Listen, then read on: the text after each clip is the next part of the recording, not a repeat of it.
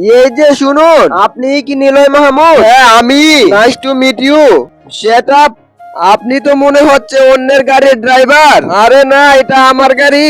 এই গাড়ি চালিয়ে আপনি কত টাকা বেতন পান? আমার বেতন 50,000 টাকা। মাত্র 50,000 টাকা উপার্জন করে ভাবছেন আপনি আমার যোগ্য? জানেন আমার বাড়ির কাজের লোকের বেতন আপনার চেয়ে বেশি। হ্যাঁ জানি। সত্যি আপনি ড্রাইভার? আরে মিতু, তুই কি বুঝিস না?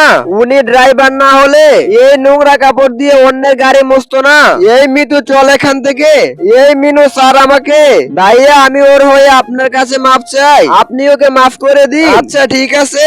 মিতু, তুই ওই ছোট লোক ড্রাইভারের কাছে ক্ষমা চাচ্ছিস কেন? স্যার, আমাদের এই প্রজেক্টটা 50 কোটি টাকা ডিল হয়েছে। কি? আমি ওর কাছে তাড়াতাড়ি যাই। এই আমার সামনে থেকে সর। এই নিলয়, আমাকে মাফ করে দাও। মাফ? আবার তোকে? তোর মতো লোভী মেয়েকে আমি মাফ করব না। এই মিতু, চলো।